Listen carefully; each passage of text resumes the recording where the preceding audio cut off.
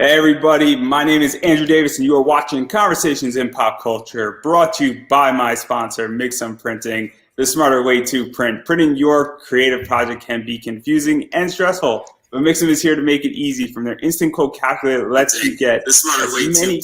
Printing your creative project and it's can doing be this again. confusing and stressful, but Mixum is here.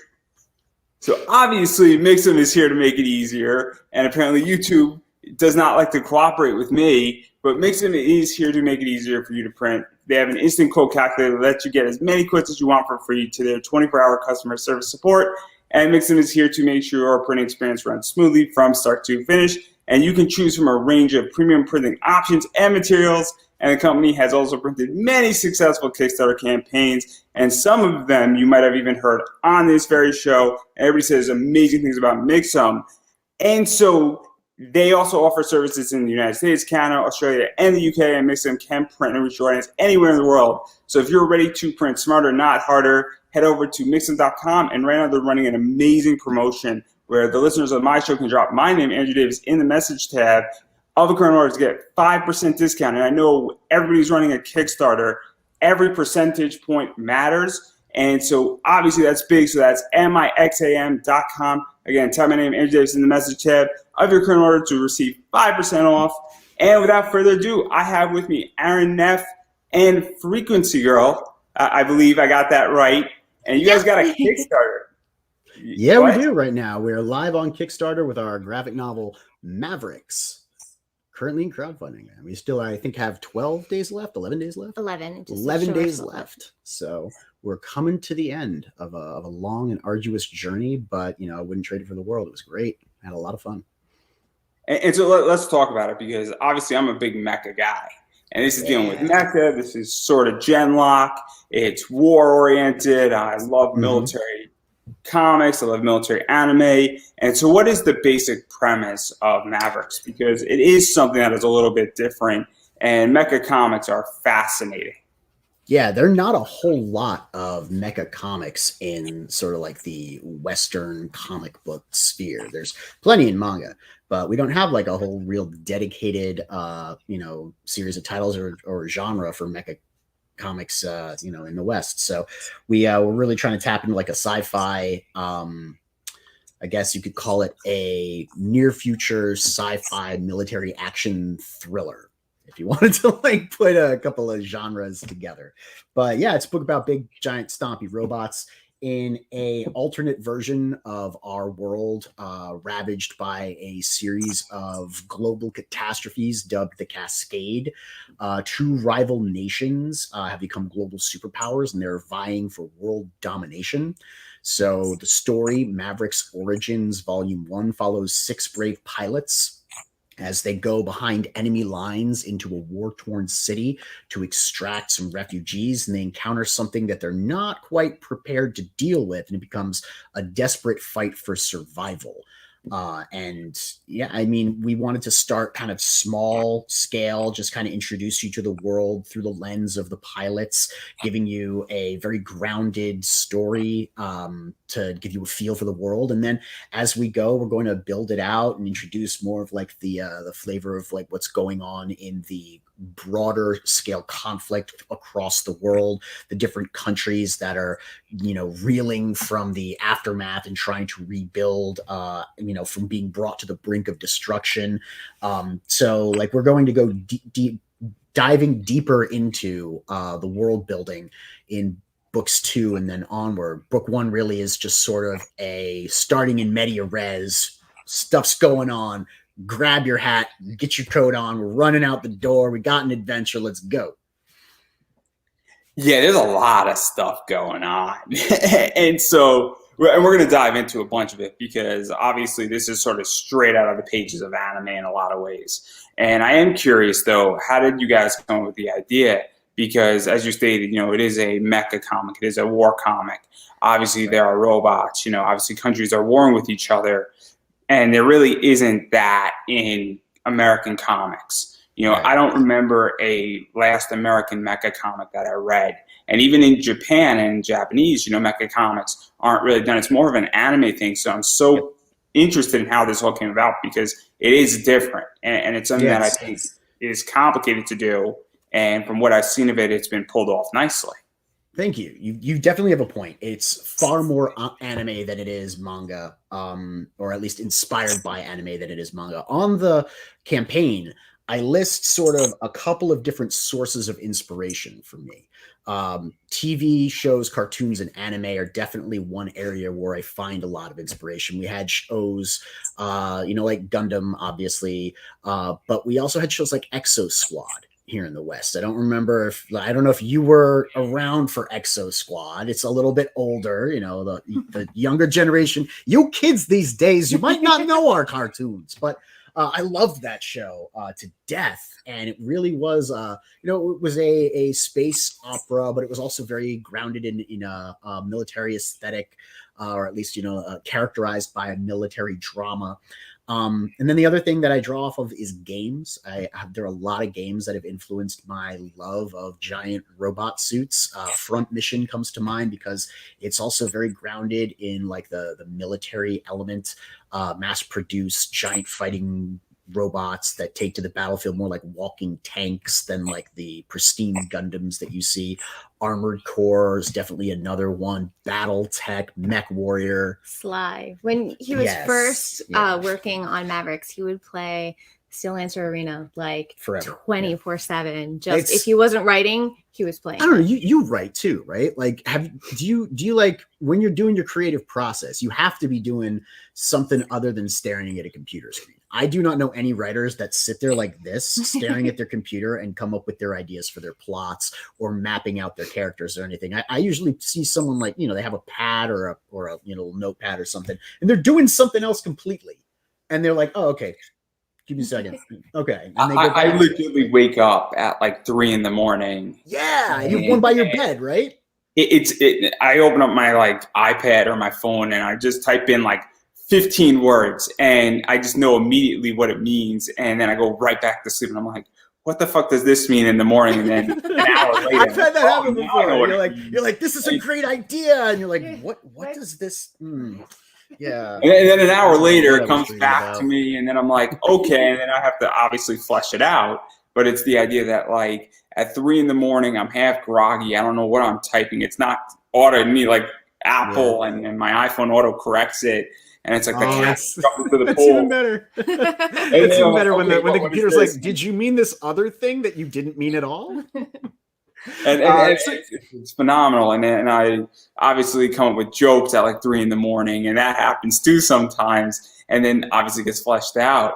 And so there's a lot of stuff that goes on. And what I like about this series more than anything else is that we have two forces that are going up against each other, and they're pretty evenly matched. And there are others too. I'm just in this one. I'm focusing on almost diametrically opposed here two forces.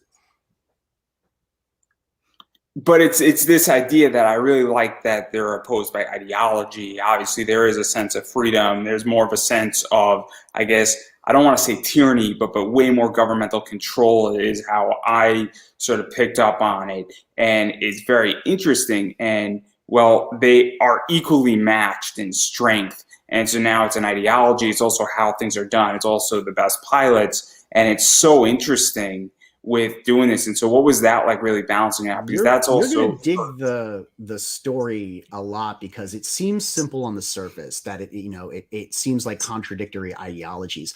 But when you explore the tapestry of the geopolitical landscape in this world, as I roll out more of it, you're going to learn that the nations are a lot more similar to each other on so many fundamental levels. Even though on the surface, ideology might seem diametrically opposed, they behave so similarly. Just in practice, like the unification, they believe that going outward and expanding and bringing the neighboring nations underneath the stability of their rule will provide safety and security to the populace. Like they believe that installing a government that everyone can be a part of, kind of like, almost Alexander the Great in mentality, maybe a little bit rougher. I call it benevolent invasion. I think is how I phrased it. And then you have Norco, which is desperately trying to cobble together some sort of plan for the future. And in the end of book 1, I kind of give you a peek into what that looks like, where they've tried to develop these pseudo-utopian cities where the city-states and people live prosperously under a new type of technology. But there's a darker side to that called not everyone lives there. You know, like even the people in their own country, where they put forward this idea of like freedom and perseverance, that, you know, people get left behind. So there's a lot to unpack as far as like the politics for the different countries. But when we're looking at it on a military scale, I love military dramas. I love stuff like Black Hawk Down was a huge inspiration for book 1, because this is about a military mission that goes sideways and soldiers get trapped behind enemy lines, and it becomes a desperate fight for survival. And, you know, Black Hawk Down is a gut-wrenching true story, you know, and I watched that movie, and it just, like, every time I watch it, it hits me like a train. So there's definitely an emotional element to it that I wanted to really bring to the forefront for the experience of the reader. I want people to care about the characters. You know, I want people to care about the consequences.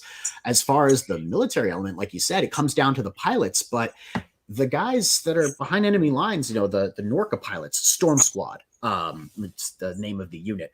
They go up against something they're not prepared for, not because it's like just a you know, an enemy in the shadows. It's a technology they haven't encountered.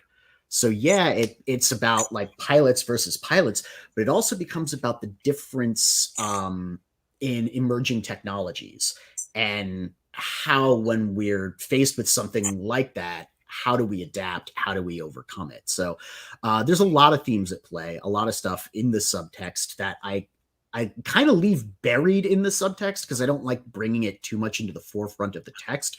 But the more you read it and the more you go for the ride, you'll have a great time. It's a story and it's a story and a ride first. It's sort of an examination of the world that I build, which is very much a near future. You know, it's called speculative fiction. Speculative science fiction is very possibly getting there from here. I really like that type of science fiction, because it's almost cautionary, or like, you know, we're heading there, so let's look at what could exist in the future. Let's talk about the potential benefits and perils of what it is we're doing now. And I think that's very timely, especially for, you know, our society, which is really accelerating its use of technology. So in that regard, you're looking at a world not too far removed from our own. Yeah, I kind of lost my train of thought. I mean, there's a lot of stuff to unpack there. Yeah. So obviously, you know, we're dealing with a bunch of soldiers being behind enemy line and a mission going sideways. And there's also, I guess, the question that's being asked to some degree is, do we abort the mission? Do we continue onward? Is help coming? Because that's a big question. How the hell do we get out of this? Who knows? We're behind here. We're in another country, so we technically are invading that country's territory, which we're going to be viewed as a foreign threat. And then at the same time, and I don't know if you're familiar with the book Uber, Uber deals with, it's an alternative history, dealing with, you know, the people who fought in World War II, and they have a superhuman, and we're getting our asses kicked. And it sounds somewhat similar. Yeah, it's definitely when you ramp up technology to that degree, it can feel like you're dealing with a superior foe. Even in World War II, though, they had, you know, the Leopard tanks, and there was a difference of scale in the technology in the tanks that we used in World War II. We would fight some of the German tanks, and they would just massacre our guys. You know, I don't know if you saw the movie Fury. With Brad Pitt, right? Brad Pitt was in that. I think Brad Pitt was in that. Yeah, I believe so. Shia LaBeouf was in it. Yeah, it was a bunch of dudes on a tank. You know, it was a story about a squad of guys on, and like they did a really good job, in my opinion, showing like how even when you're in something armored like a tank, you can feel vulnerable. And I liked that element of that movie. I wanted to grab that and stick a little bit of that into Mavericks, because you're walking around in a 30-foot tall, 60-ton combat suit with blast shielding on the front and all these giant guns, and like, you would think you feel invincible, right? But I also wanted to put that element of peril in there.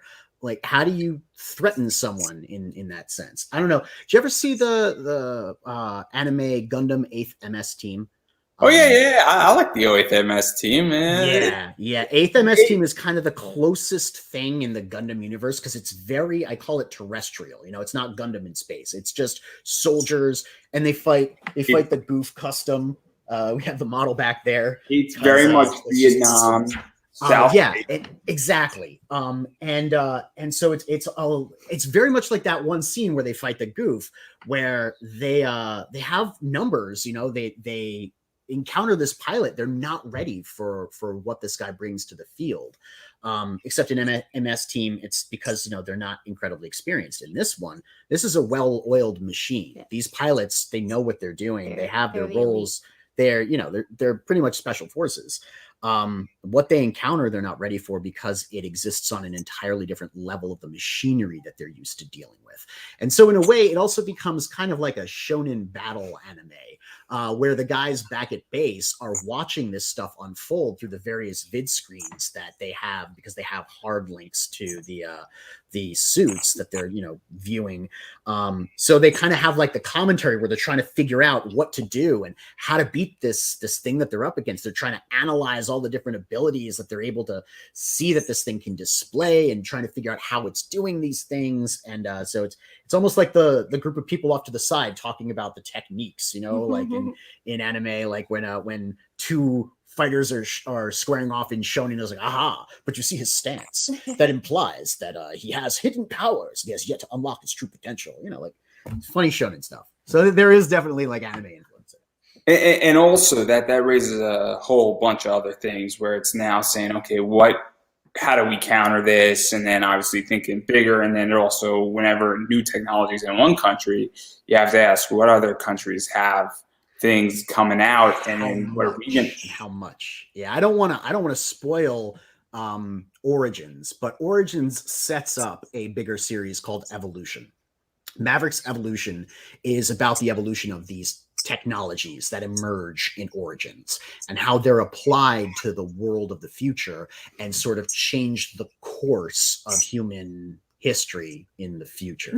So future history, just the direction that we evolve as societies. When a lot of questions are about to be asked, and where we're going with this is that we're sort of throwing, I guess, seeds on how do we get to a particular point.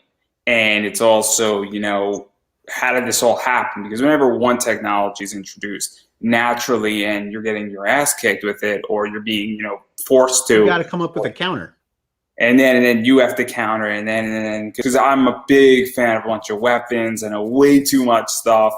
You know, I love declassified military stuff. Keep going back to World War II, right? And we were getting our asses kicked in naval battles, because there were these submarines that the Germans had that we couldn't counter. You know, the IJN fleets had them too. And there was like a, you know, code transmission thing that was going on where we couldn't anticipate their movements, and they like had tactics on us. So we came up with the technology to deal with that. That's the type of thing that I'm playing with here. The idea of like, what do we come up with to counter stuff that we don't know how to deal with? Well, we need something smarter than ourselves, right? So you're gonna see all sorts of interesting stuff emerge in this series, bro. It's a ride. I'm a Robotech fan. I'm a Macross fan. I'm a Gundam fan. I love Outlaw Star. You know, Cowboy Bebop is fantastic, but it's going to be complicated in November. That's all I'm going to say on that point. And then there's a bunch of other stuff that's obviously, you know, in terrestrial. I love Galaxy 999, and I'm old school. Like, I'm Gundam 79, which is way before my time, way before I'm 28. Those who want to know. And so, but I like the fact that there obviously is something going on with this and all that technology stuff. And so I know I have an idea where it's going.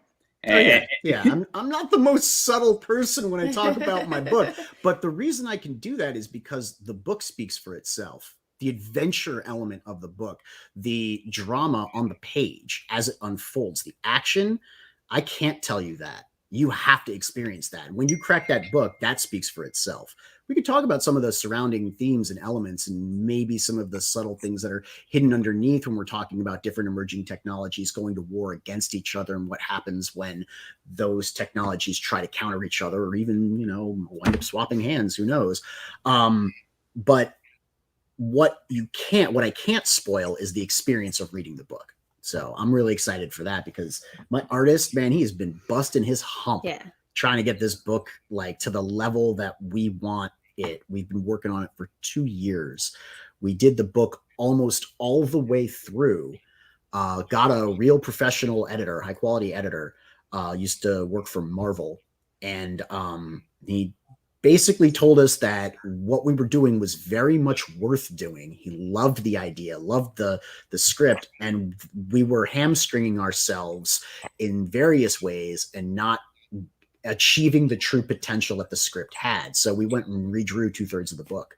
And then we got about halfway done and realized we could do better on colors. So we went back and recolored the book. We've done this book 3 times. It feels like a well-trod path at this point. Yeah, it looks so good now. It looks better than it did. To even talk about that, because obviously I've never written a comic before. I may or may not, get into that right now. It's not the parameter. I have a project that's sort of going to be dealt with in November that I don't want to talk about too much. It's going to be announced in 2 weeks, everybody. We're excited for that. Yeah. And so, hey, you got to deal with Mix'em. You should be thinking about doing a comic. You should be thinking about doing a comic. Right now I'm dealing with a project that's more pressing that actually needs to be dealt with for economic reasons, first and foremost. And then eventually I have an idea, and then everybody's going to hate my idea and love it at the same time because it's going to break everybody, and you're all going to be proud of me, I promise. I can't wait. Oh, it's going to be phenomenal. It's going to be phenomenal. It involves tanks. It's going to be phenomenal. But I like tanks. I draw a mean tank. I'm going to leave it at that. And that's all the clues. That's all you're going to get out of me. All right. Just without any alcohol involved, at the very least. But where I'm going with this is that obviously, what is that like to bring in a professional editor and then take criticism and then to say, hey, as we could do better and that we need to amp it up, because that's something that I think people don't do, and people don't take criticism well. And also a lot of people say, look, I don't want to spend the money and I don't want to push into all this, and I don't want to, go in and tell my artist that you did a great job, but we could do better. And then go back to your color, said, you did a good job, but we can do better, and do it nicely, because the last thing you want to do is piss off your colorist who just worked their ass off, or your artist, and be like, hey, gotta amp it up because, they have feelings too. It also usually costs, if you haven't already negotiated like redraws with your artist ahead of time, because you are working with an editor. When an artist turns in a page and you go, yeah, I accept this page, we're ready to go, like you're done. Yeah. If you want to have it redrawn and you haven't negotiated something like that in your work for hire, you're gonna have to pay him again. But luckily, Garrett lives with me. So he's my buddy and my partner in bringing this to life. I'm the ideas and the story and the words, and he's the visuals, and he draws out the world, the mechs would not look, the Mavs, we're trying to go with our own lexicon, wouldn't look the way that they do without him. Because, I would talk to him about what I want, but I can't draw. I can crudely sketch at best. So when we design them from the inside out, it was a process of figuring out how these things would anatomically, look, but also making them look cool at the same time as look, rough and practical. As far as working with an editor, I used to be an editor too. I've edited stuff in the past, so I understand what it's like to give criticism. And a big part of learning to take criticism is understanding how criticism is given. Anyone can give their opinion on something. If they're not going to offer ways for you to fix it, it's just an opinion. Anyone can offer their opinion on something and be wrong too, because it's an opinion. If you're getting a good editor work with you, they're going to tell you, hey, I see what you're trying to do. They're not going to tell you your idea is dumb, even if your idea is dumb. They're going to say, I see what you're trying to do. I see what you've done, and I see how they're measuring up against each other. And a good editor who wants you to succeed will say, I see what you're trying to do. Have you thought of doing this as well? And that's the cue to go, oh, my idea is dumb. I need to adapt a little bit more and maybe change course. But luckily, Jake was very much on board when he read the script right off the bat. And he was like, yeah, I need to see the art for this. Learning to take criticism is something everyone has to go through. Look, you're going to have scenes that you love. They have the phrase, kill your darlings. It's actually true. There's a saying that says no scene is worth a line and no script is worth a scene. So if a line, even if you love it, if it's the snappiest dialogue that you can think of, doesn't quite fit the mood or tone of the scene, you got to get rid of it. No matter how funny a scene is, how entertaining, dramatic, or just like pure excitement a scene brings to a script, if that scene does not enhance the pacing and the readability of the it's very rare that it's got to go. Something can be forced in. It's very rare. Every once in a while it happens, but it's very rare. Yeah. And usually that's stuff that kind of gets ad-libbed off the cuff, like when you're really plotting out a story, it's on you to figure out where everything goes.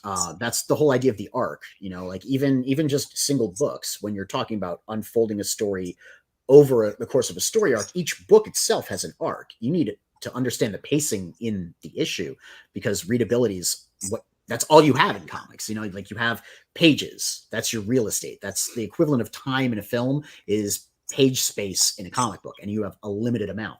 So you're working within those confines. As far as dealing with criticism, I always look at it this way. Okay, so let's say the person knows nothing. Let's pretend for a second that they do know what they're talking about. If everything they say is true, and I were to apply it to myself right now, what could I do to enhance my product to meet that criticism? And if I can distill that down and say that's doable, that's something that I can bring to my script or to the color, let's say, or even to like redrawing a page, changing a layout, I'll consider doing it because someone has said, hey, I see a thing here. I think, it doesn't quite work. I kind of know what I'm talking about. Maybe. I've been reading comic books for 45 years. So I've seen a lot of comics. I think you could change that panel. What do I have to lose, right? I mean, pride. You be proud of your work when you're done.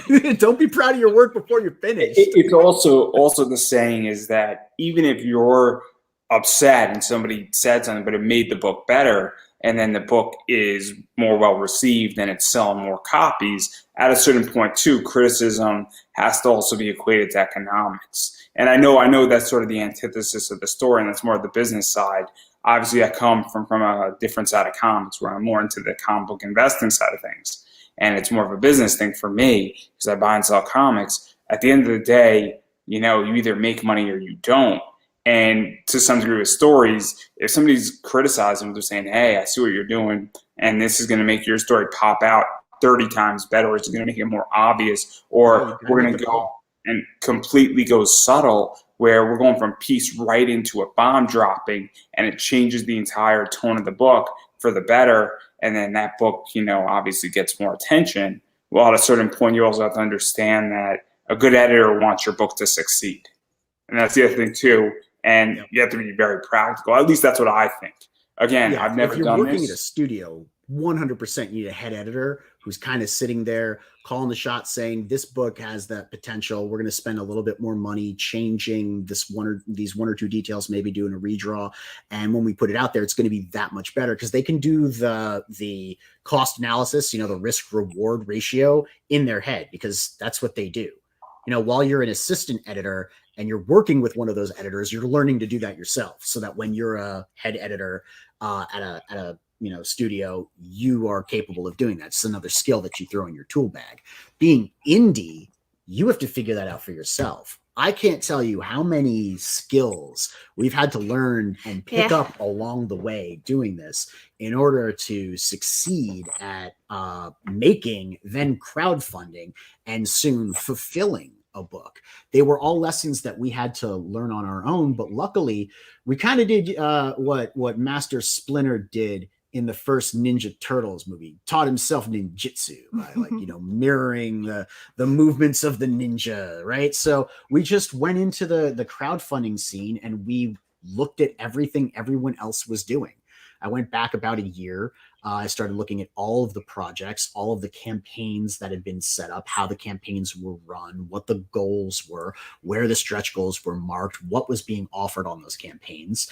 I invested some of my disposable income in actually buying those books and backing those campaigns. So I had research materials. I mean, yeah, they're great comics too. Like I have a bunch of like really rare Billy Tucci covers. It's awesome, but it was all research. You know what I mean? We were learning how to make it's that. And yeah, so obviously I'm going to be launching a project on Kickstarter for something. And one of the things that I'm doing is I'm looking at a bunch of people who've done stuff. And I've gone even beyond that, where I said, okay, how did they fulfill their project a year later or 8 months later? And how are those people happy with the result of what they did? And all of a sudden I asked a bunch of those people, because a bunch of those people have been on my show, and that's even further deep into it, because I'm really into the weeds and certain things that I want to do with it. I'm going to be fulfilling those issues that were missed. And I'm going to be solving that problem, because obviously a bunch of people are not happy with how things went with a particular project.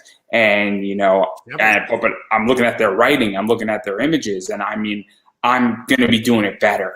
And I don't want to sound like I'm copying and mimicking anything, but I'm going to be doing it better along with what I've done and in a particular area of expertise. Obviously, but this is why it's taken 2 weeks to write my copy, because I'm going through it piece by piece by piece by piece, and every word is going to matter. And I think it's so important. You want to measure up and raise the bar on top of that. I don't want to just raise the bar. I want to crush them. There's a difference where I want to do it so that it is evidently clear that looks like amateur hour versus mine looks like professionalism. And because that's just how I operate with everything I do. And I think it's very important to understand that. And I'm learning this skill, and then fulfillment is going to be easy for what I want to do, because it's digital. It's completely a digital fulfillment, which is a hell of a lot easier than physical rewards. But physical Kickstarter rewards, that's a whole entity in its own right. So I don't ever want to touch that sector ever in my life. That's all Frequency Girl. But I mean, she's also the project manager. She manages the logistics. Yeah. She's the one in charge of all the spreadsheets. I'm kind of the idea guy. I come up with some plots and schemes, and I go, hey, these are my ideas. These are the potential pitfalls I see. Go out into the world and see if we can make this thing real. And if it's not working, come back to me and tell me why, and we'll fix it. I love operations and logistics. I absolutely love operations and logistics. And this entire thing that I'm doing right here is completely operations and logistics. The interview and building interviews is about 20%.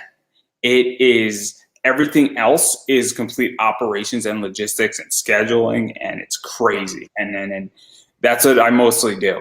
It's insane. Yeah. So it is what it is. Yep. I like to say also, I mean, people hear me say it all the time. They get sick of my sayings, but steel sharpens steel, So you need other creators out there that are hungry like you, that want to break the bar, that want to set new records and push the envelope. Because no matter how well you do, the next guy in line that's hungry like you is innovating. He's trying to figure out, okay, this was great, and I loved what he did here. I need to do it better. It's my way of saying how much I loved it, by doing it better, by being like coming out and saying, you drove me to like step up my game. You inspired me to make this thing, and I had to do it better than you because, race is on, right? But that's the great thing about being a creator. We're all in competition, but it's not a cutthroat competition. It's not like you would see in corporate America or in major companies or like even in the big two.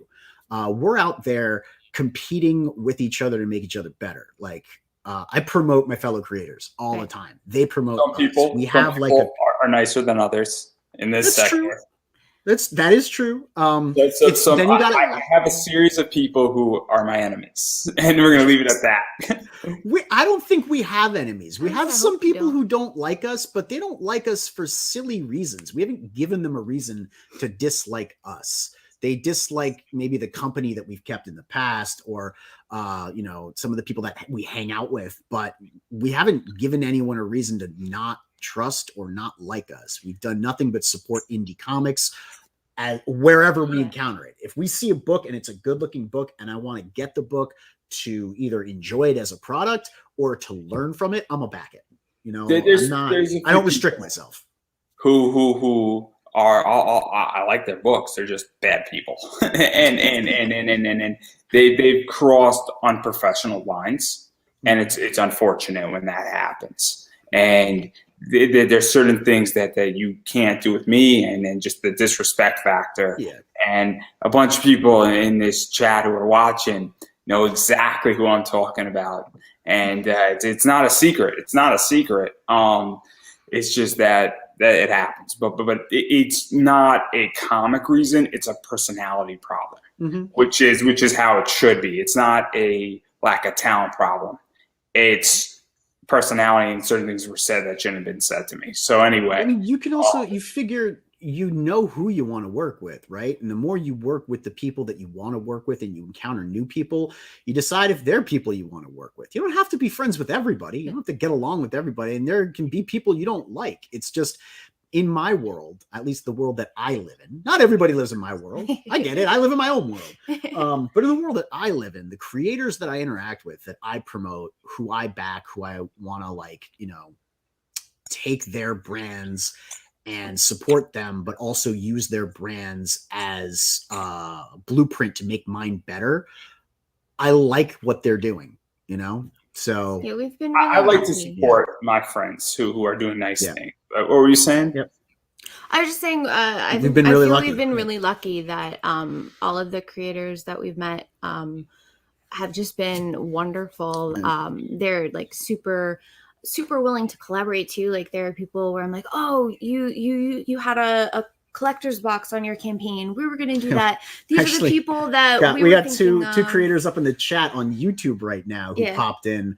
One of them had a box that we reverse engineered along with some of the other boxes, and like kept putting them back together. And we're like, oh, who did you use? Because I was thinking of these people, and I really like the quality that you have. And like without even hesitating, because there are some people that are like, no, they're mine, you can't have them. But everyone that we've interacted with, they've been like, oh yeah, this is who I used, and this is why, and they're great, and it's just been really wonderful to kind of be able to collaborate with people, even on like silly things like. There's a great saying, and this is what's crazy, and I found it to be so true with when I'm looking for guests. People who are successful want to help other people, and they give their time. People like Paul Levitz. I got to, interview Denny O'Neil.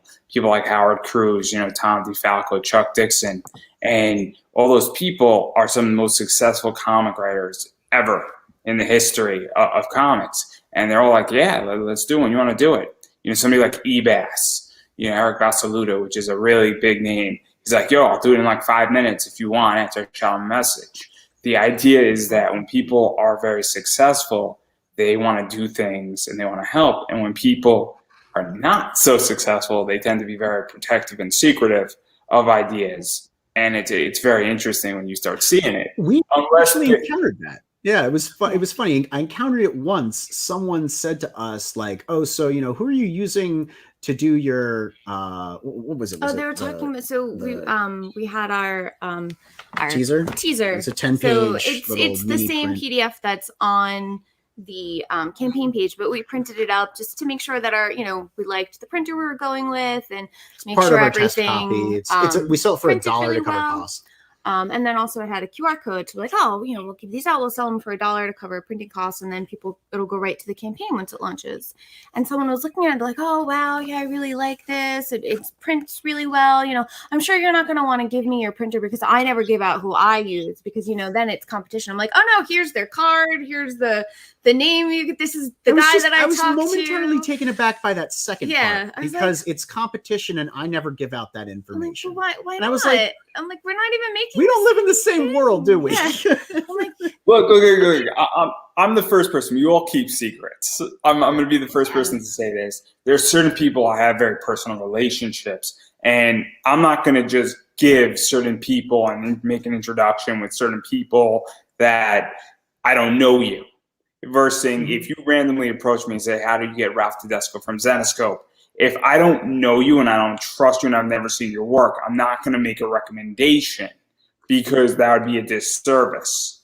But if somebody says, hey, that's on the level of personal relationship. Yeah, this was just like, what company did you use? But yes, I agree with that. What printer are you using? I'm like, yeah, you could use Mixam, you could use Comic Wellspring, you could use Kablam. Like, that's not a secret. Now, obviously, everybody has a preference. And if you say, well, I just used printer A and I thought they were better than printer B, but then I use both, that's different. But that's also your experience, which is kind of crazy because printing is not a competition.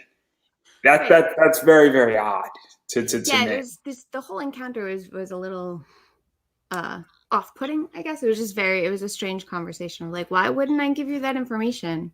Like, you're not even selling a comic book. Yeah, it was just like, they were like, well, I'm planning on it in the future. I'm like, cool, awesome. You should totally do it. It's a lot of work, but it's really fun. Hit us up when you got something in the works, and I'll take a look at your sample pages, and maybe we'll have you on the show. There is room for everyone. If you want to have a good time and be a chill person and do good work and have good vibes, we got a global frequency, right? You got to harmonize with that global frequency. So, I mean, that's kind of the way that I live my life. Come on in, the water's nice, make the right kind of waves. You make the bad waves, no one's going to want to be around you. There's a saying, and it's the idea that you have two options. You could throw trash on the floor, or you could pick the trash up, and then if somebody behind you throws trash on the floor, you say, hey, we don't do that here. And then you pick it up, and then eventually, even if trash is all around you, trash will eventually disintegrate, and you change the entire culture. And it's sort of a mentality that, if we all actually act like adults and start doing certain things, comics would be a lot better. It would be less political. And I think, everybody would be much happier in the entire comics fan. I think that's a big issue. And I think that, certain people just don't know how to do that. And I also don't think COVID helped people in a lot of ways. COVID did not help a lot people in a lot of ways because everyone got on social media and watched the news like it was entertainment. And then everyone became very opinionated, and because we're all so connected through social media, everyone started fighting with everyone else.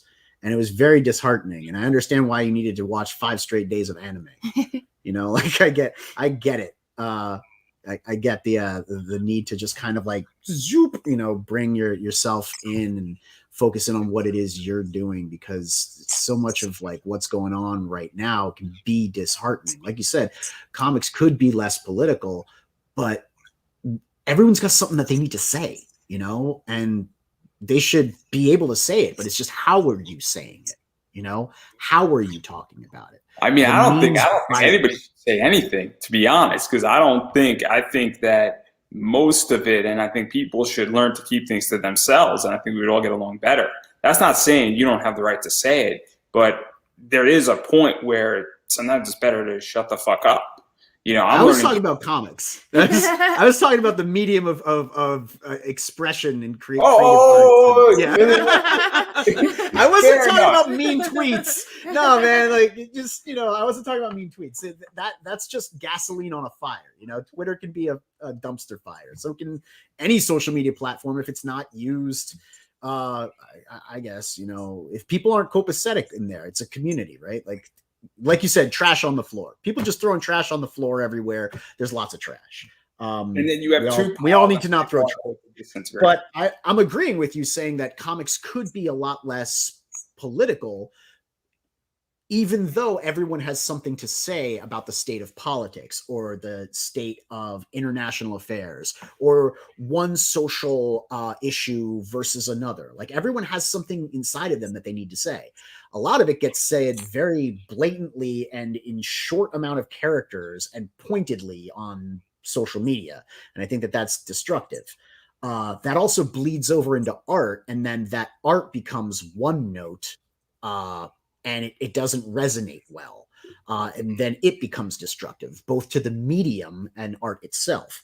I think if people were more conscious of how they expressed that in art, comics would seem a lot less political, but they'd still be political. Just like when you're talking about, everyone likes to say Marvel Comics has always been, modern commentary. It's the world outside your window. It's always been political. Yeah, but look at how they talked about politics. It was a lot different. Subtext was subtext. It was not the text. We left comic book issues on the top, and then the real world social issues on the bottom. And the comic book issues, the drama, the plots, the character interactions, where you could see the real world reflected, that was the beauty of it. That's why the art is so good as far as an art form. I think some of us may have lost our way there, and I'm really encouraged to see a lot of us are trying to find our way back. And I say us because, man, we're all in it together, right? Comic artists and writers, they're comic artists and writers. Like you said earlier, it's a community, it's an environment. We're all doing it together. If you're in the big ocean of comics, you're in comics. No matter what you're doing, you're in comics. If you're making comics. I'm tied to it, and I don't know how I'm exactly. And technically, I'm in comics because I comment on comics. I do a lot of comic interviews. I'm a comic book investor, and I do a lot of that and a lot of speculation. And it's weird because I think it goes even further because obviously I haven't produced something yet, but I'm big commentating on it, and it's so interesting where it's all going, and it is a fascinating entity. And indie is one of the most interesting components of it, and that thing has exploded in the last 3 years, particularly in the last 2. I think it is in the last 2. Yeah, absolutely. The last 3 definitely, you saw the ramp up. The last 2, and this past year, I think, has been the best year in indie, just for the sheer number of talented, interesting creators that have either just appeared on the scene to make their mark for the first time, or have been making their mark but finally hit their stride, and now it's you've got a brand. You're doing it, you've got a thing. We're invested in this. We're on the train. We're, going for a ride. You've got a thing going, and you made it. You just get bigger from here. So I think it's been a very exciting past year, despite maybe stuff in the world being somewhat disheartening as far as being in indie comics. Man, it's been fantastic. I can't say that there's been a lot of bad stuff going on.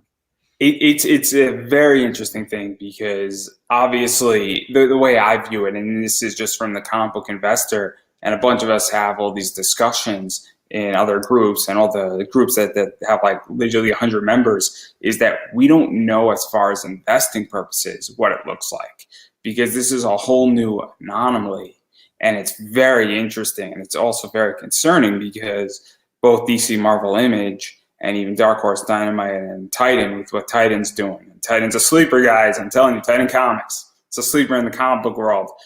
Come November and December, it's going to be a very interesting tune with them. They got a very cool book coming out. But it's very interesting to see that, we're all having discussions in these groups about Kickstarters and saying, okay, what's going to be the breakout book? And it's weird because there's so much good talent, there's so much good concepts, and then you throw in Substack and all that stuff, and then that just makes it even more complicated. And so I'm curious how you guys feel about that, because that's sort of the big, thing. Before we talk about rewards. We haven't even talked about the campaign. I think I'm of dual minds on this. I think crowdfunding is a great place for you to start cultivating an audience. If you can sell your book through crowdfunding, not necessarily just relying on the algorithm or relying on the platform to do the work for you. If you can cultivate a group of people that support you, collaborators you want to work with, and fans who want to prop you up by investing in your book before it's even on the stands, that's great. Because these people haven't even seen your book. They're investing in the idea of your book, but they're really investing in you as a creator because they have confidence in you. And if you can deliver to them, you've proven yourself in that instance to be reliable. You're the type of creator, and you do it yourself. It's start to finish. You're doing the writing. You have an artist you bring on. That means that you're managing the art. If you're a writer-artist, you're solely responsible for creating that book.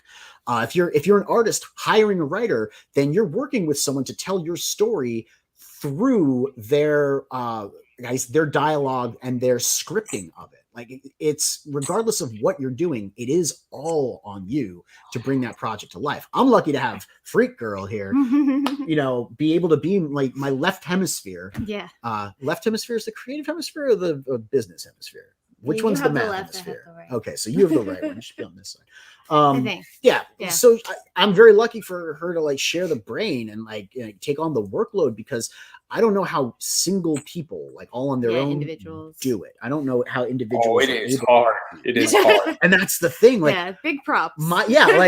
Seriously, my heart goes out to these people, and I'm like, bro, you put out a crazy good book. You ran a solid campaign. You hit good numbers, and you fulfilled. People need to know about you.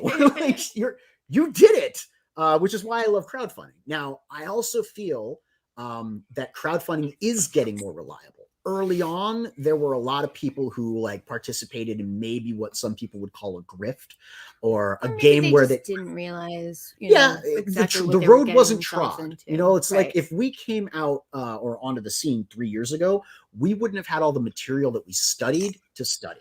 So I'd say early on, the crowdfunding was like the Wild West. It was like the wild frontier. Now it's getting more populated, and people are building more sophisticated things, and which is why I'd say this is the best year yet, because I've seen newbies show up on the scene, brand spanking new out of nowhere. All they've been doing is kind of either backing crowdfunded books or being in the indie scene, seeing what's going on, and then boom, they show up and the book is stellar. It looks fantastic. They're exciting. They're enthusiastic. They have a good mannerism. They know how to sell, and they're approachable, and they're just fun on stream. I'll invest in you. And then I get the book, and the book's great. It's great for an indie, right? But people are starting to less and less know what even that means. It's just a good book. It's got good art, good story. It's what I wanted. Yeah. Lines are getting very blurry, but also what's happening, and this is my experience, is that even though I think everything has gotten better and it's been exponentially, there's still a bunch of bad stuff out there, and also there's a bunch of problems still occurring in it, and it's getting harder and harder. I could see that. I backed 350 projects this year. Not 350 back, 350 projects in indie comics. I can say quite confidently that the overwhelming majority of those projects are from creators who want to make cool comics. There are a couple people out there that they want to do what it is that they want to do, and they're kind of, pissing in the pool. Whatever, man. I'm not on that side of the pool. I'm on the vanishing edge, chilling with my boys, kicking back, I'm having a good time. And 250 of those 300 projects were spectacular successes in my eyes, even if they weren't the best books out there. They were from creators who really wanted to create good stuff and, bring the best that they could to the market. The one danger I think we're in right now is that I think crowdfunding is going to become unsustainable. I think we've got a lot. I think the other thing too is that it's massively oversaturated. Yeah, that's it.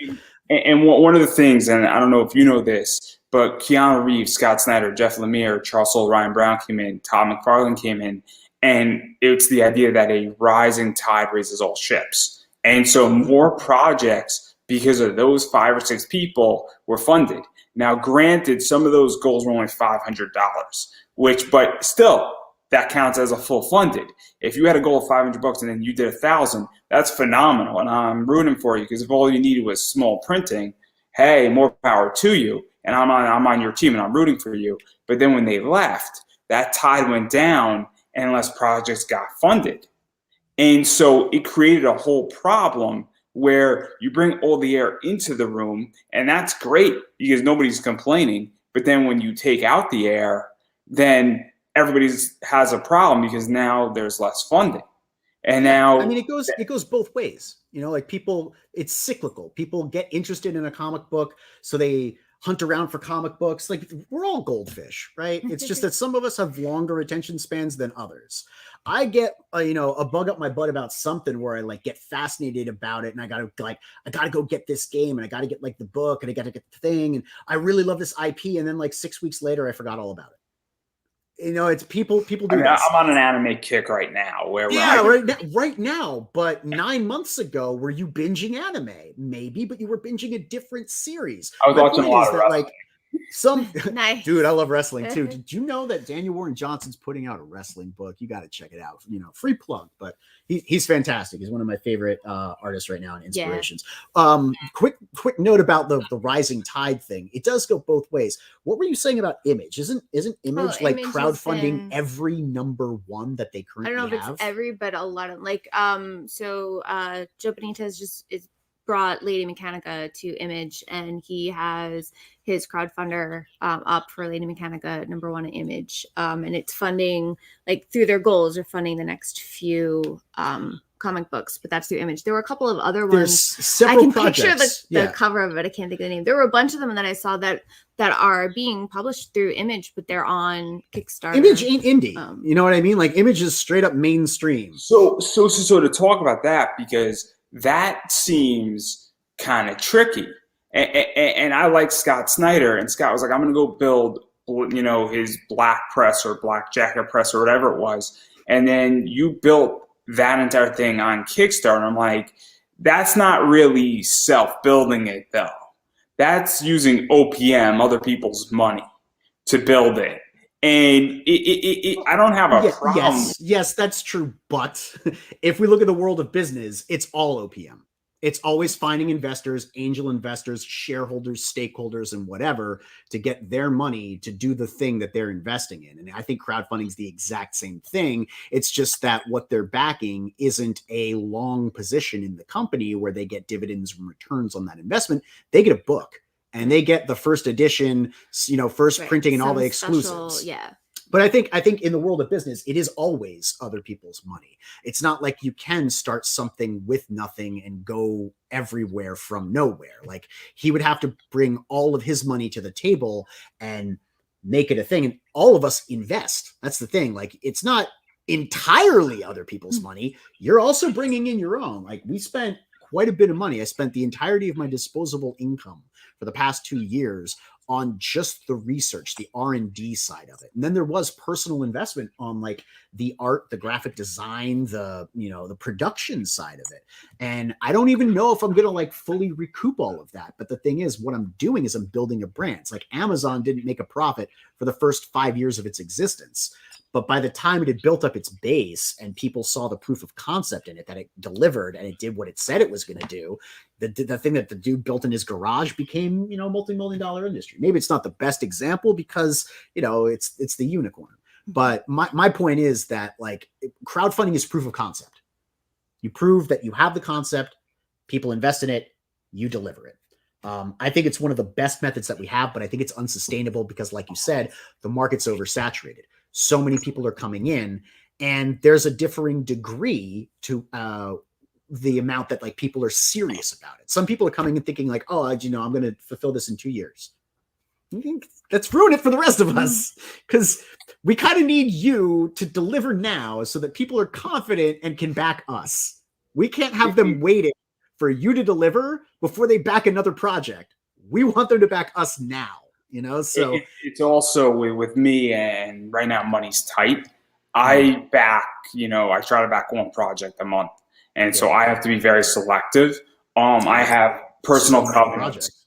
I have personal covenants in my own investing and securing my future. And I'm backing projects that I like, that I'm interested in. And obviously that's sort of the challenge for this year, saying what project am I going to back? And I back both, just indie people for $10, and I back somebody for $40. And, it's tricky because there's a lot of good stuff coming out. But I also think that there's only so many times you could shear, the sheep. Or you can't keep milking the cow, for lack of a better word, before you kill it. And I think that that's part of the problem, too, is that if there's 1,200 Kickstarter projects coming out and each of them is averaging $20, at a certain point, people are going to run out of money. Right. And there's going to be a position where, it's just like, and then somebody runs out of money and then they're in debt, and then they're going to be like, I'm not going back, because legitimately you killed their economic wallet. And it's too much. I feel that there almost has to be like a slow down point. Well, there are alternatives, and that's what people are trying to explore right now. It's like we jumped onto the crowdfunding train. It's a riot, man. We're loving like the locomotive speeding by, but we all know that like there's an end of the line, and you don't want to be the last guy on the train, when it goes off the cliff. So we're all of us are looking for ways to add alternative revenue streams to fund the projects that we want to keep making, and provide them to our fan bases in different ways other than expecting the platform and the customers coming to the platform to do that. Now, a lot of people are doing Patreon. Some people are doing their own websites. Some people, of course, you're going to distributions. There are a lot of different distributors in the game right now, and it's really like a fun time for people to be hooking up with distributors just shopping the field for IPs, being selective, because there are so many people that want to go to stores. I don't necessarily know if I want to do it that way. Another side, entirely digital. People are going to Comixology and they're going up on Webtoon, and they're making direct sales, like people getting subscribers on Substack. There's lots of different ways by which independent artists and creators are trying to monetize. I think crowdfunding is a part of it, but it can't be the entirety of the plan, and it can't be the only ecosystem that you're a part of. One of the reasons I think we managed to get successful on the crowdfunding that we ran is that we didn't just market ourselves inside of independent comics, or just inside of the mecha fandom, with various people who like, Gunpla, or who play mech video games, or who stream, or, whatever. Like we reached out even further beyond that to try and tap markets of people who would be interested in our stuff, because you're only going to run so many crowdfunded campaigns before it's like, okay, this is old hat. What am I doing with the rest of it? Like I see a lot of people, they get this, they start small, they grow, they get like a great success, and then it just kind of dies down. There are a bunch of people that's not true for. There's some select few people that it's just meteoric rise after meteoric rise, and the numbers just get bigger and bigger and bigger. But for a lot of the creators that I've seen, especially the ones on Kickstarter, it's like they do something, they get better, they get big success, and then the success is still there, it's successful, but it's smaller, and then it's smaller, and it's like the fulfillment of running it as a crowdfunder, it's not as rewarding or fulfilling. I want to get it out to people a different way, and that's when you start talking about doing all of these different things. Luckily for us, this is our first time, our first campaign. We've got Maverick's Origins Part 2 to crowdfund, absolutely.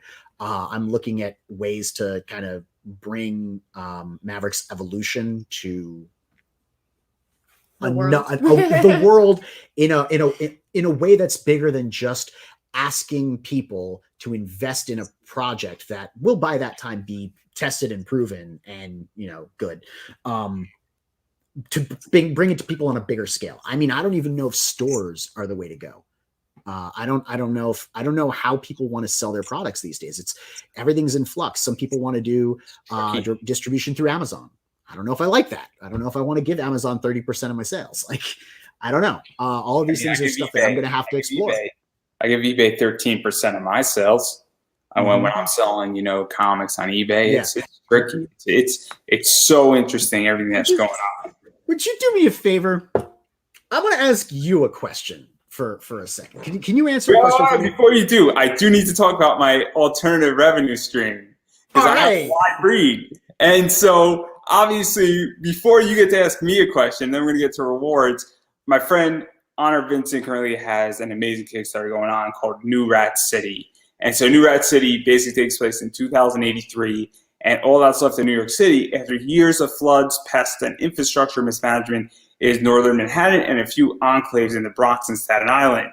And the only people keeping the city habitable for its few remaining residents are the pest controllers, and they aren't allowed to kill anything. And in New Rat City, one pest controller is about to discover how the mystery of her mother's disappearance is related to the monster tearing her flooding, rat-plagued city apart.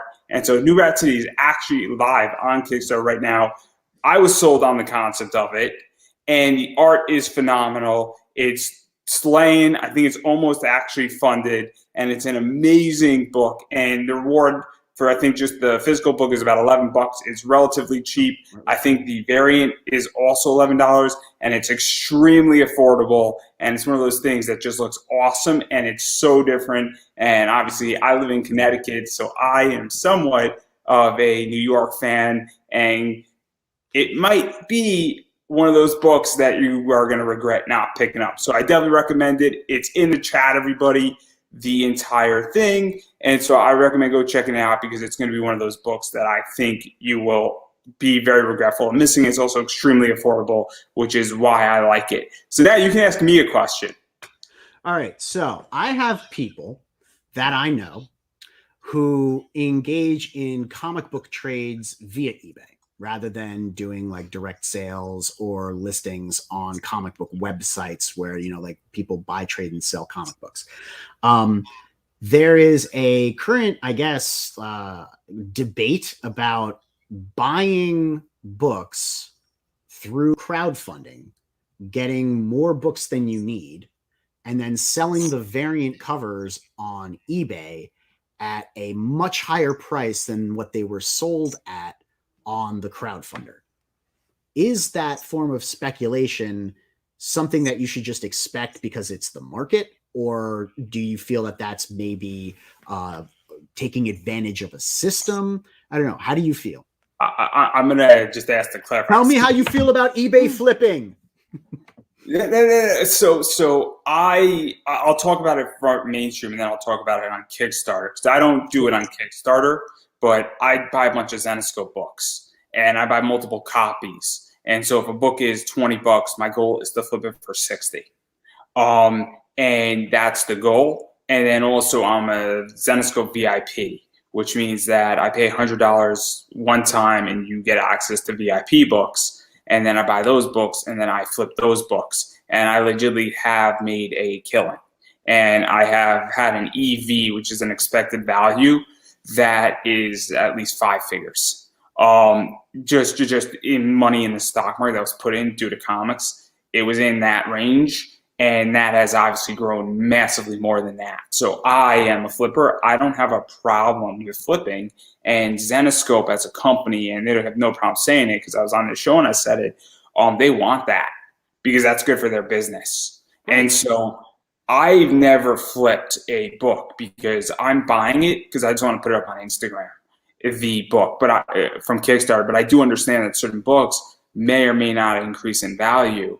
And everything that I buy as a seller, and as a consumer will at some point get sold, whether it's by me, whether it's by my kids, whether, something happens, whether, God forbid, there's an emergency in my family and I need cash. I know that's going on. And also I just picked up a wholesale package that had a bunch of variants in it from somebody that's listed up on eBay, and it was $35, and I have it up for value at 100. So I'm not making a killing. So I outlaid 35. eBay is going to be taking $13 off of that, so I'm at 48. So I'm making $52 on the entire thing in profit, which isn't a lot of money. So I don't know if that's flipping per se. No, I mean, technically it is, because it's profiting off of the sale of the book. But I don't know if it's like buying it low. That's a good question. Is that technically? So it was wholesale to me, essentially. So I don't know if that's flipping then. So if you're a comic shop and you get a wholesale price, and then you get a book that typically goes for $20, but you bought it for 10, that's not flipping if it was wholesale to you. And obviously I'm a retailer, but there are books that I've gotten that are phenomenal. And I know that like a Steph Wilson, that's a good example. I don't think he's going to mind. I think certain Steph Wilson covers go for good money, and you legitimately can go sell certain Steph Wilsons, and if you paid 15 for it, it might be worth 45. And that's why people might buy a few copies of them. Now, I haven't done it myself, but I've seen it. Jim Noble spoke about this, where he has certain books that I've gone. I don't know if they were kickstarted, but those books are like $60 books and they cost 20. And I mean, we're not talking like buying a book for $10 and then it's worth 1,000. I haven't seen that in Kickstarter, but I've seen books that were $20 go for 60 sometimes. But I think it's fine. I personally don't have a problem with it, because that's just the marketplace. Because all the times it works, there's at least 3 times it doesn't. And so the times it's working, it's just the type of situation that's happening. It's also, I mean, you said you did a bunch of R&D and you have a bunch of Billy Tucci covers. Those things are worth good money, and they are now, absolutely. And so that's at a certain point, you might say, hey, look, I need to fund something, or you might say, hey, it's time for me to downsize, and while I like these books, it's time to say goodbye. And I've done that too in my collection. And I cried on some books, but I was getting really good money. When you buy a book for $25 and you sell for $150, I mean, it's hard to say no. But also I treated that money like God's money, where it went right into dividend producing stocks. And so the asset and the growth of it is changed my life, and I'm trying to avoid being poor.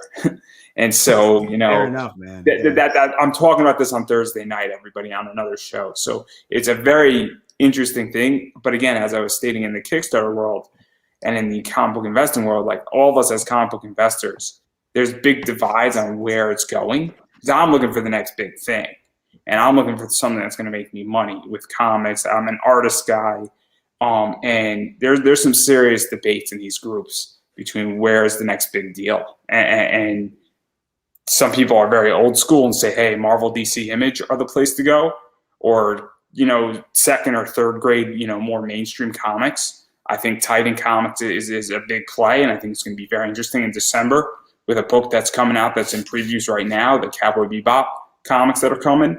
I think those things are going to be sleepers, and I think people are going to regret not picking them up. And I think, Gun Honey is another one that's going to be a sleeper by Titan. Yep, off Titan. And that book looks amazing. You just got New Rat City a backer, by the way. Oh, great. They're going to be happy. I got them like 9 backers in the last. Oh, they're fully funded, man. They're all good. They're crushing it. And they got 20 days left. Well, hopefully they'll buy another ad, because I need the money. Yeah. OPM, guys, OPM. For all those who are wondering, actually, all this money winds up actually going right back into this project, because while my sponsor does cover a bunch of stuff, the more money I have, the more materials I can buy, the more, I guess, merch, or not merch. I can't even spin equipment. That's the word. That's the word.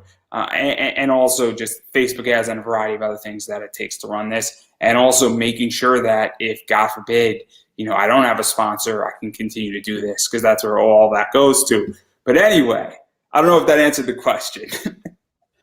Yeah, it did. I just want to know, ethically, do you think it is a viable source of income that does not disrespect the creator to purchase something on a crowdfunder that is a limited run and then turn around and sell it for profit at premium on eBay to people who didn't get the limited run on Kickstarter?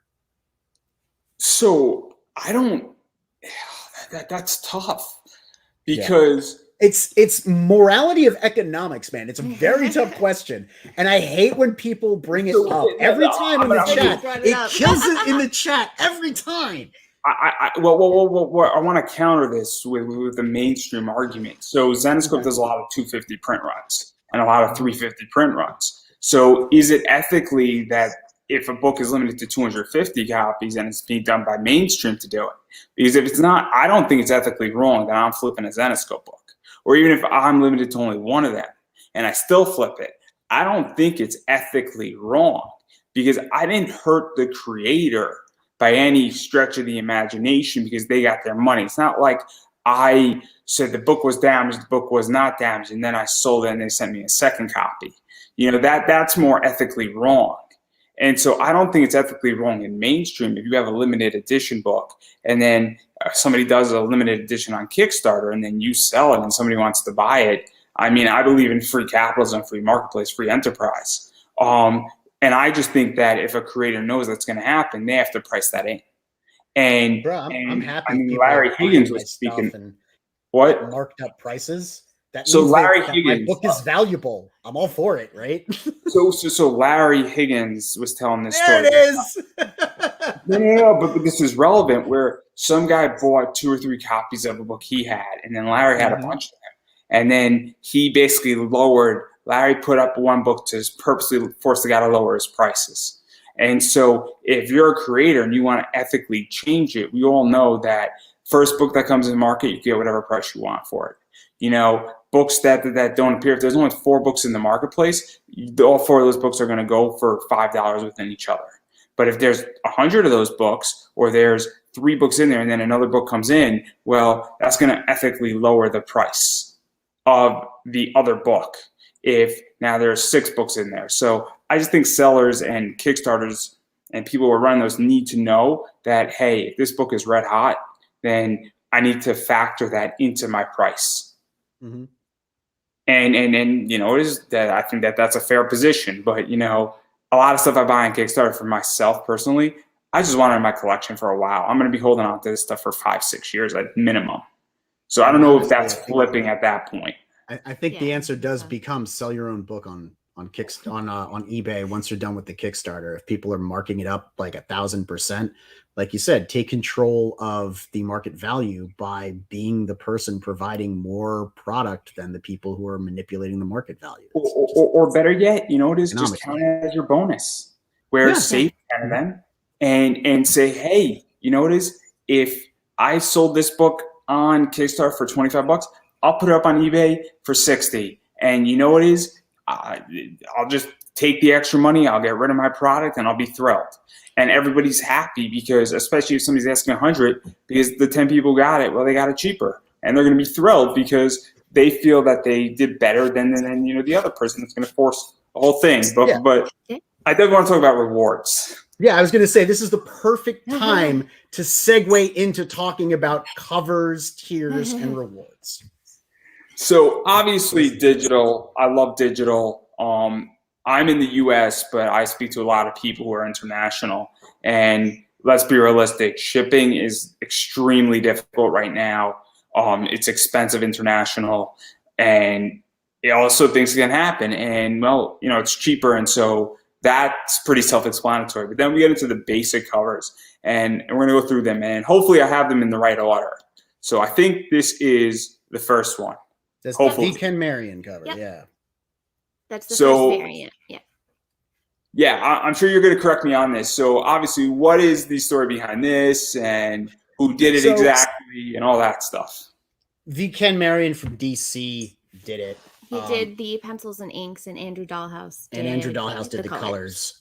This is our Maverick Hotshot. He's Storm 01. He's armed with twin Ocelot rotating cylinder cannons, and he is running down the side of a building. So it's just really cool dynamic action. Vken really, went all out trying to make this thing just look over the top and awesome. He went I took a stylistic approach that kind of embellished some things, but I love that.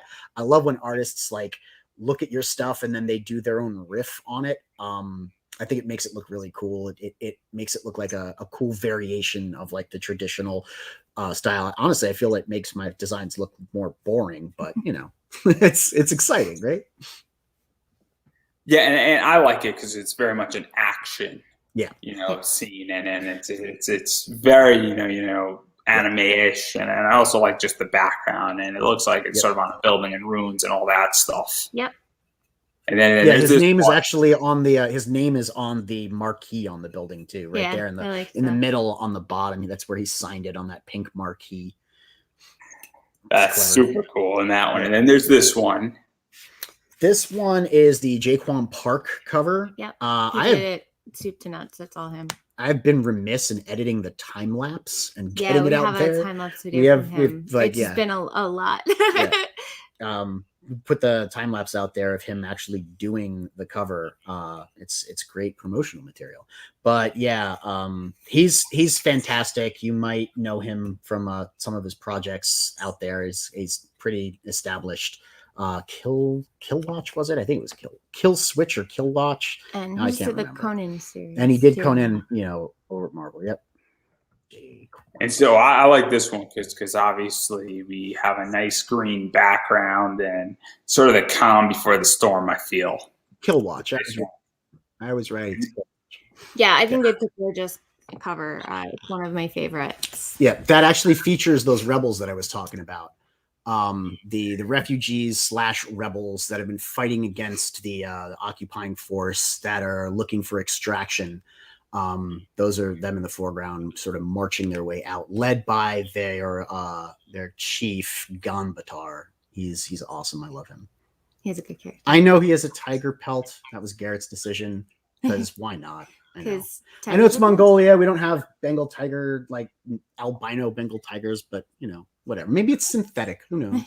And then might as well. It's responsibly sourced, ethically sourced. That's what they call it, right? This is a Luigi Terrell. You can sell this one on eBay for those who want to. Yeah, this is a Luigi Terrell cover. This is Mother, the main character, or the protagonist, I should say, leader of the Storm Squad. And it's just, I don't know if I can say more than it's a Luigi Terrell cover.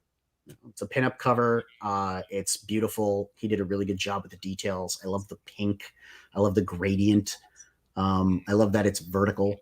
It's a different place for the name, like the title of the book, to be like incorporated that way into the art. I think it's really cool. It is nice to have different covers and have it done the way it's done, and also having the name by the side, because it's always nice to mix things up in covers. I like the color palettes too. Like the color palettes on all of the covers are pretty much different. The main cover is that like standard OD green Akira homage, which Garrett didn't quite know how to do a Akira homage off the bat, but then he figured it out, and it's gorgeous, and I love it. It's the one on the basics. I don't even think we have it listed as a cover on the campaign because we only show the variants. But it's just in the tiers.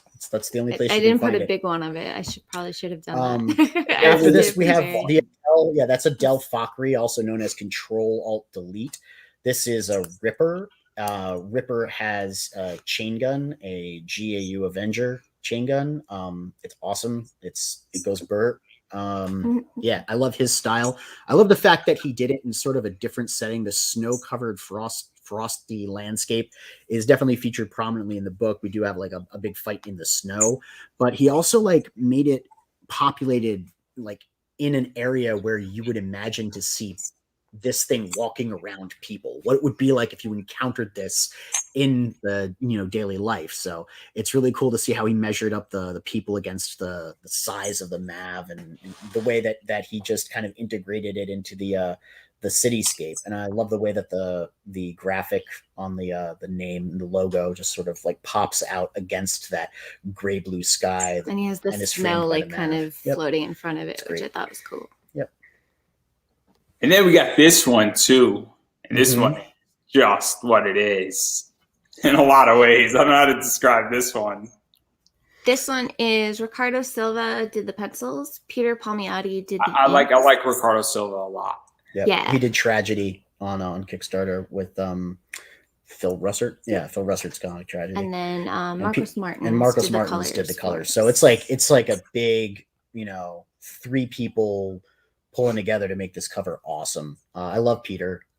Peter's a bro. He's been a friend of ours in indie comics since I think the inception. I think I got into the indie scene through Marsh, and I think the first couple of people that we met were on the AAA Discord, and Peter was one of them. And so we've just been kind of buds for the past year, popping on each other's streams and stuff and talking behind the scenes and Just hanging out. He's a cool dude. Yeah, he really is. And he loves cats. So. Yeah. And then this one is awful. That's actually not a cover. So that's just for the teaser. That's not the That's the teaser. That's the actually a teaser splash cover. page in the book. Yeah. We just used one of the interior splash pages as the cover. So that's an interior page. We just slapped the logo on. They're like, it's good enough. It could work. It could be a cover, if we wanted. And then this is just some art. This Yes. is, we call it the combat collage because it's kind of a tease of what you're going to see later in the book, because the first third of the book is sort of like, I don't want to say it's setup, it's backdrop, it's build up. You get the context for everything. You get put into the situation. It's the setup they use in Gundam, where you have to deal with all the politics and deal with all the stuff, because before you But can it's shoot mostly like the interpersonal stuff Right. and like seeing because I don't give any exposition dumps. I'm very, very sparse with the information that I give you, and I give it through organic, direct dialogue where you piece it together. My audience is smart. I know you guys are smart enough to figure it out. So it's not like I'm leaving it purposefully cryptic and you'll never get it. But I'm also not sitting down and going, in the future, this happened, and this is what you know at the beginning of the text scroll on the first page, because I think that's boring. I want you to get into the book. The first third is set up like that. The second third is the execution of the beginning of the mission, heightening the drama, the tension. And the last third is just explosive fighting. So the combat collage is kind of an allusion to the fact that you're going to see all these things happen. But we didn't want to give any Actual spoilers to images, what's happening. because like I said, the one thing I can't spoil is the art and the excitement that you're going to have reading the book, because the interiors are great. The sequentials are great. We really threw our all into these pages. So that's the one thing I can't spoil unless I show them to you. So I couldn't show them to you. And then there's a bunch of other stuff out there as well. Oh, So yeah, obviously tons there's the everything package, which has just a bunch That's of. got a secret cover on it. That's got a wraparound X-Men homage by Pau Rodrix that has all of the characters on this nice fold-out cover. And I always forget who colored Carlos that. Moreno. Carlos Moreno. Jeez, Carlos, I'm so sorry, bro. I always blank. He's bad with names. That's man. why I'm here. Honestly, I couldn't remember your Twitter handle, and you gave it to me 5 minutes ago. And then even going further, there's Sitting there in his screen name too, and I can't freaking figure it out. Sorry, Andrew, what were you saying? It's all good. It's all good. And then there's obviously a bunch of other cool stuff. So you have add-ons of a metal lunchbox with some perks, obviously backup, mags, as you call it, magazines or comic books. I think there's an ash can that could be thrown in there. There's a T-shirt. And then there's just a bunch of other stuff going on with some stretch goals that are really cool. 20 stretch goals. I don't think all of them are not unlocked yet, right? We're up to the motion comic. Yeah, so we're all combining 20, it's all actually platforms. 22 that are unlocked. 23, 4, and 5 are not.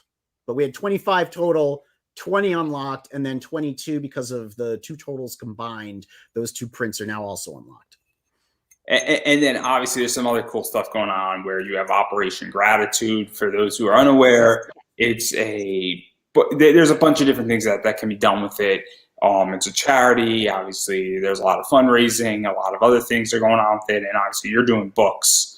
And yeah, so we're donating 2 books for every 10 backers that we get and 1 ash can. And they're going to active military personnel, veterans, and first responders because, man, comic books are awesome. And I want to get my books out there to people who want to read comic books. And a lot of the people that I know who enlisted in the military, when they said they came back, like the only thing that they had from home was comics. And, you know, Sour Patch Kids and, like, you know, the little bits of culture that sort of made their way overseas. And I want to provide that if I can, because it's important. And yeah, so we're up to, gosh, how many? 300 divided by 10 is 30 times 2 is 60 plus what's 50. So 5 times 2 is 10. So 70, about 73 comic books going out right now. And so there's a lot of stuff. And then obviously there's just a lot of perks, and whatever you pretty much want, you can get from this. You get extra mags. So obviously, because, you know, tiers can get really expensive. You have I think it's like a $20 tier for just regular A, and then whatever variant you want is $50. And obviously you don't want to kill people and make them pay $50 twice. And so that's why the extra back. The variants are the same cover cost as the regular comic. Yeah. And the comic is 60 pages. It's oversized. It's perfect bound. It's high quality spot gloss. You know, we did the works on it, but we're also at $20 as a price point. And do you want to take it? I was going to say, so for the variant covers, you're getting the main book, the variant cover, the ash can, and the metal print. So that's why it's 5x7 metal 50, because you're getting 3 books and a print. If you were getting the regular cover, it would be 20. The secondary cover would be 20, and the ash can is 10. And then we throw in the metal print on top of all of that with all the stretch goals and all these other things, plus the original print and the bookmark that you get on the basic tier. Yeah. And of course, the digital download, that's part of it.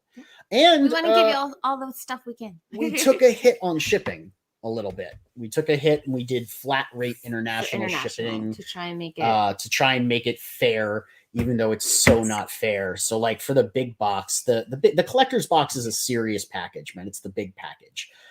It's like 3 inches plus thick.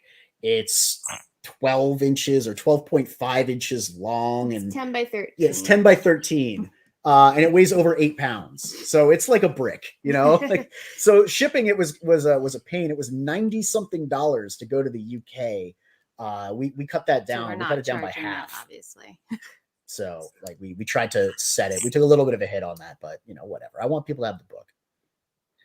Yeah. And shipping is a pain in the ass. And this time of the year doesn't help anybody.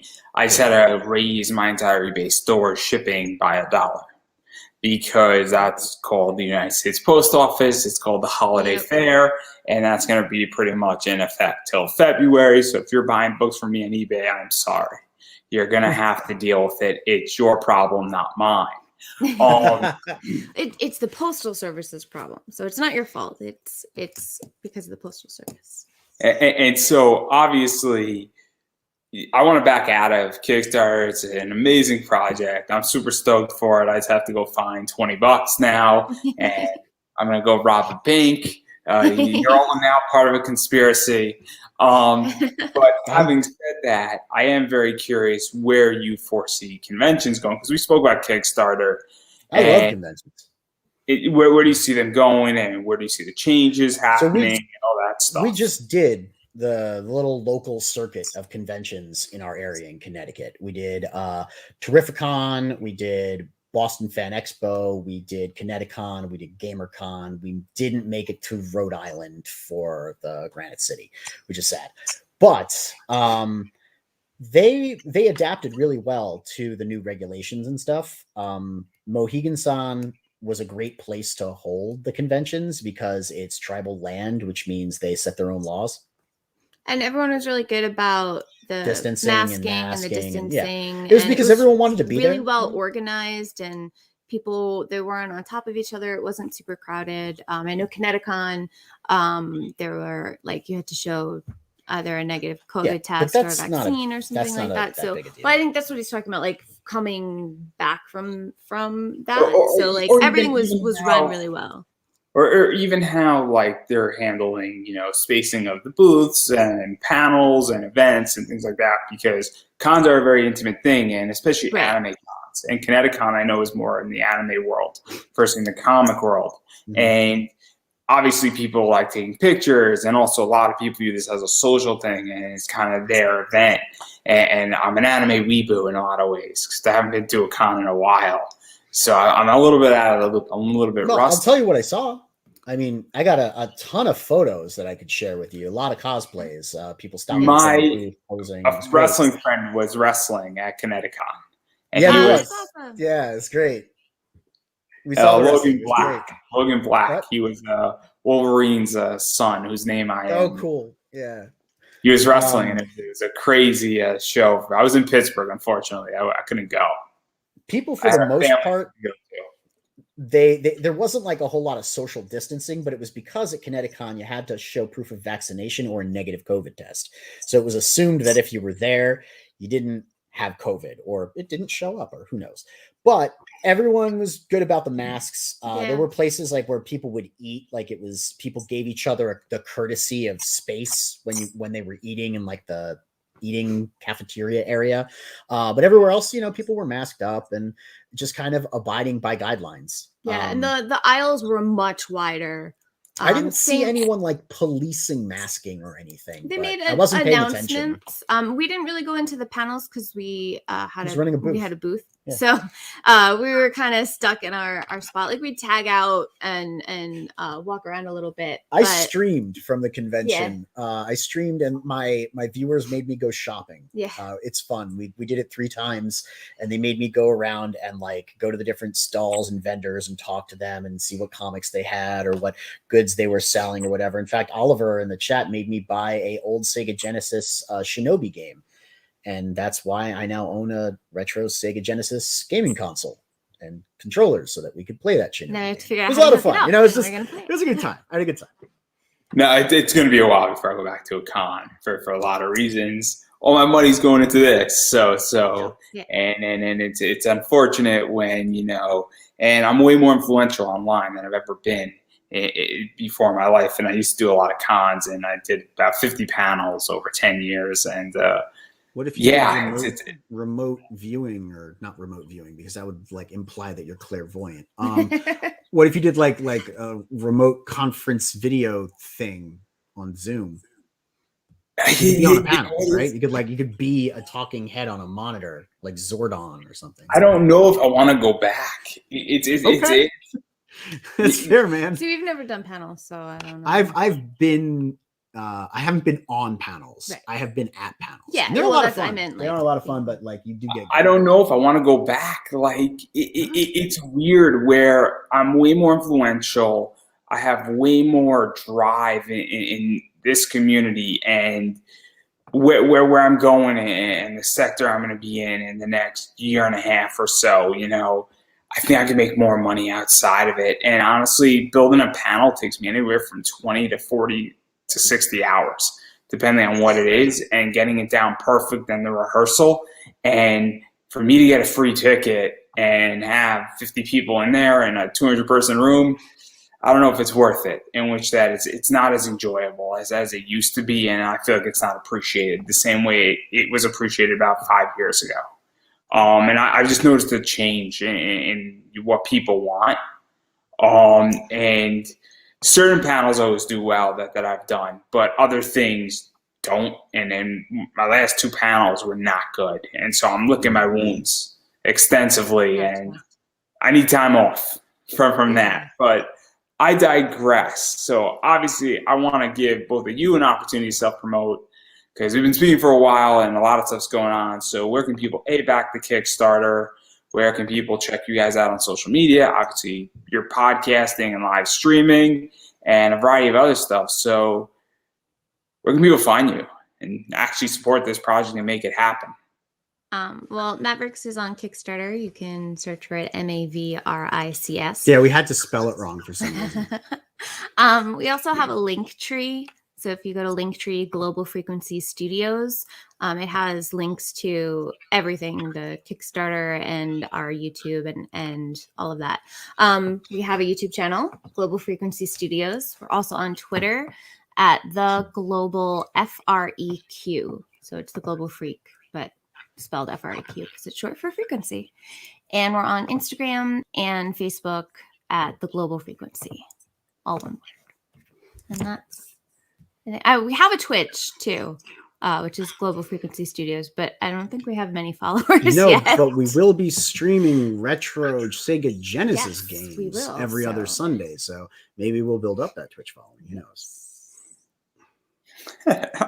and so obviously I've been saying this, and I'm going to continue to say you have to support indie, and what that means is, if somebody has a Kickstarter, you have to back it. You have to put your money where your mouth is, and whether you're backing digital tier or a physical tier, or you're getting the whole shebang, every dollar matters, because we're not DC, we're not Marvel, we're not Image, indie content creators. And so every dollar gets that project closer to being funded. And even if it is funded, every dollar over helps to make the next one happen and helps to make this book better. Because if you reach certain goals, obviously books get upgraded, perks get upgraded, prints get added, and other things happen, and you benefit as the backer.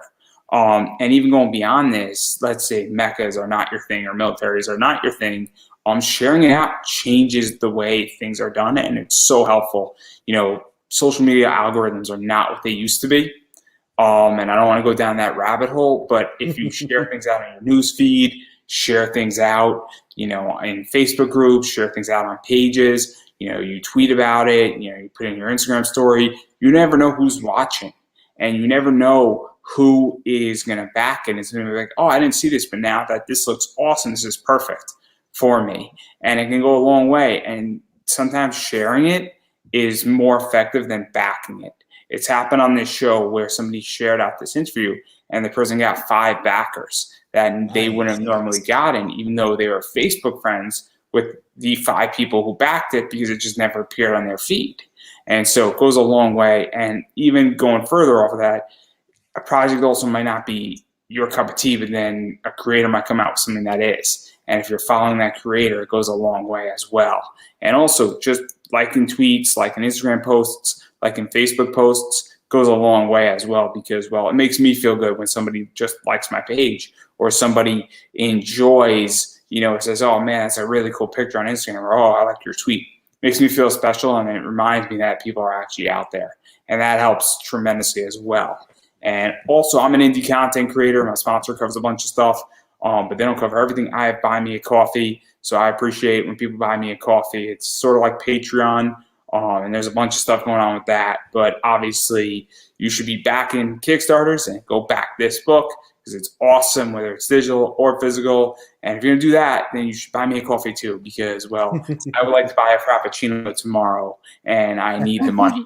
So I am right now cash poor. All kidding aside, though, all the money that I do raise from my sponsor and Buy Me a Coffee and other things that are going on and other perks that I offer on Buy Me a Coffee goes back into this project and makes this happen.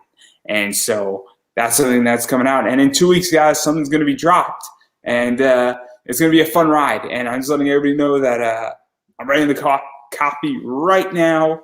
Anybody who knows me can get an idea what's coming. And it's going to be a wild ride. So on that note, I'm going to give you guys the final word.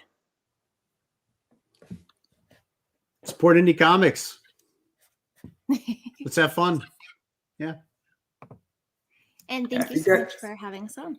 Oh, yeah. That'd be good too, right? Thanks for having us on. Thanks for watching. And then that's the perfect way to end. And I believe that's a wrap.